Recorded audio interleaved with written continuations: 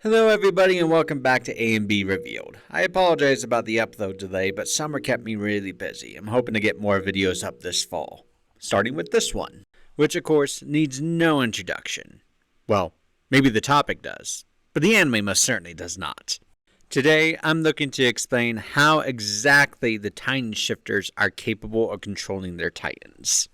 Not the most original topic, I realize, but hey, I love human anatomy, and treating the Titans as just giant meat mechs makes this all the more fun. Quick aside, but is it just me, or do mecha anime tend to get into some pretty heavy material with their plots?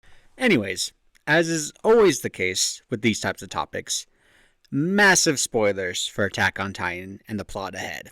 Please, if you have not seen it, do not get it spoiled. It is so much better when you don't know what's coming.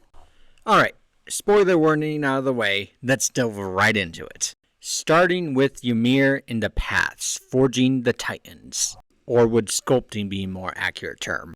I want to start here because I do believe I can explain, at the very least to a limited degree, how Titan shifters, or just any Titan to begin with, gets their flesh.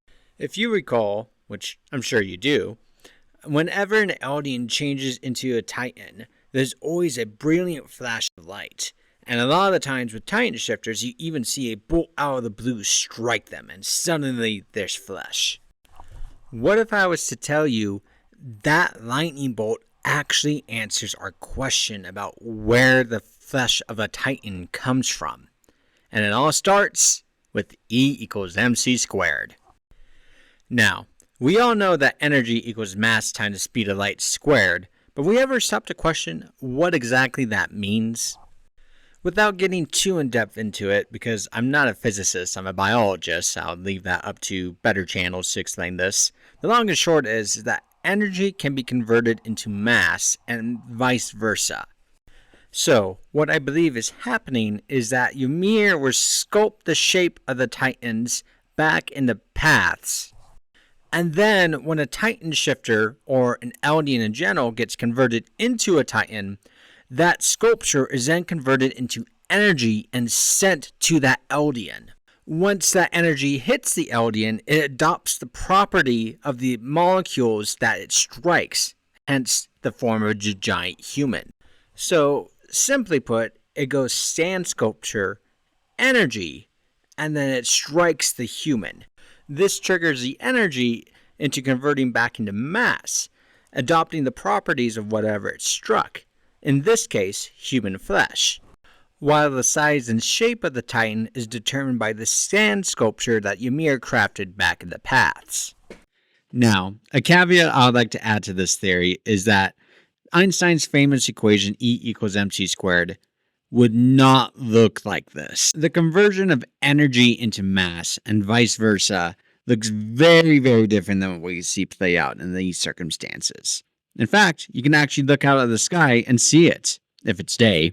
The best example I can give you is our own sun. So, what I am saying with my hypothesis is that with the paths, the mass is being converted into energy and transferred over to the Titan shifters, or just the Eldians in general whenever they change into a Titan.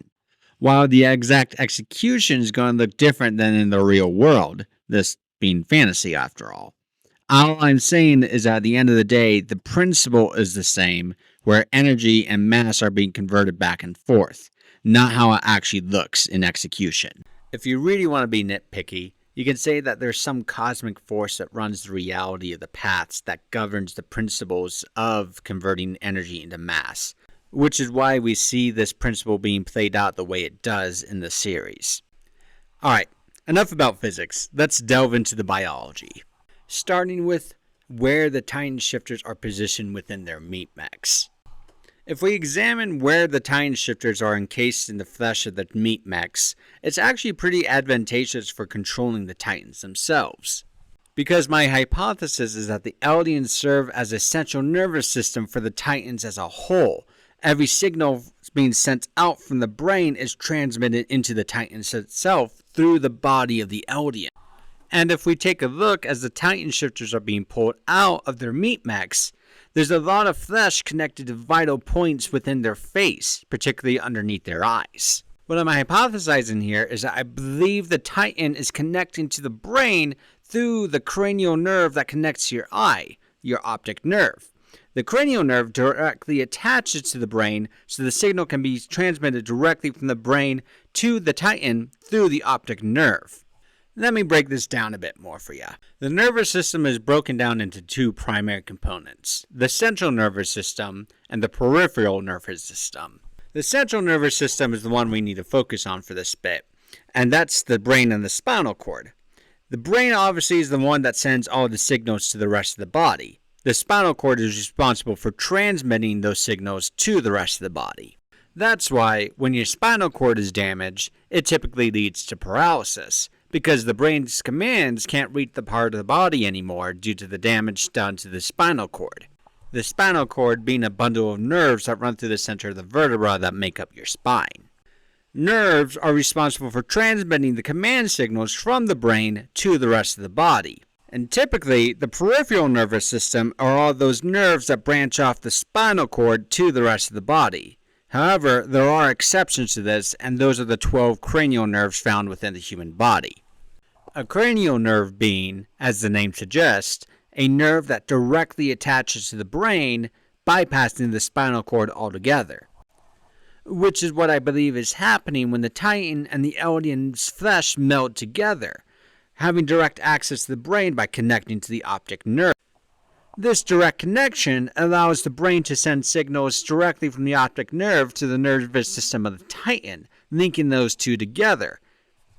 This gives the Titan shifters the ability to control the Titan with their minds by just having the Titan serve as an extension of their own bodies. Now, how exactly this works is just a simple explanation of how nerves work in general.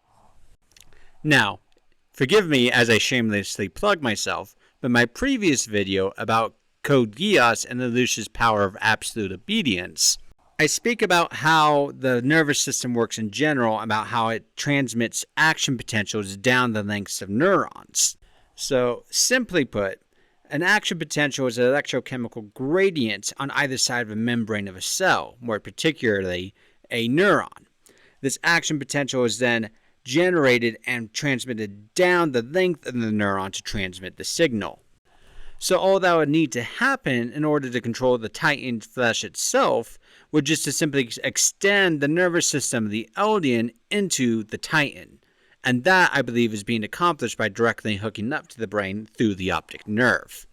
This extension of the nervous system would even explain why the reaction speed of the Titans tend to be slower than the average human, because the speed of the transmission of the signal from the brain is still the same as that within the human body, but it has a much greater distance to travel before the action is committed to.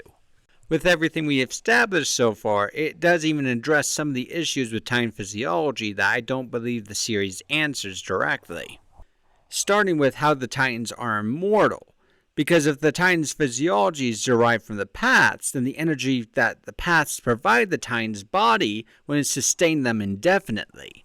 Additionally, how the Titans just go around eating people mindlessly can be explained by the commands Ymir give the Eldians, at least the pure Titan forms, not the Titan shifters, can be a basic need to consume rather than a physiological need to consume flesh for the sustainment of life. Now, correct me if I'm wrong, but one theory I heard about why Titans go around eating people willy-nilly is because they're looking for that one Titan shifter that can change them back into a human. Now, I'm not sure if this was ever confirmed or not, but this is the theory I heard when I looked into the topic, so please let me know why they do, because that always was curious to me, especially since it wasn't a biological need to eat. Additionally, some other aspects that this addresses is the fact that Titans die when you cut out the nape of their neck. Now, we all understand the nape of the neck is where the humans lie when they change into a Titan, and so they act as the anchor point for the flesh and energy that comes from the paths. Once the original human body is destroyed, that anchor point is destroyed, which leads the Titan to start to disintegrate or evaporate, whatever term you want to use, and the energy then dissipates and returns back to the paths. This would even answer one of the questions I've had throughout the entirety of the series that Hanji raises back in the beginning of Season 1. And the observation she states when she's talking to Eren is that Titan physiology is extremely light. Here we can see Hanji holding up an entire limb of a Titan as she finds it to be extremely light, and that has always vexed me throughout the entirety of the series. Because throughout the entirety of the series, we see the Titans display mass in a variety of different ways. Whether it's Reiner struggling to carry an 8-foot-tall Titan, to Titans chucking horses, to the outright rumbling itself, all these instances display that Titans have an incredible amount of mass behind them.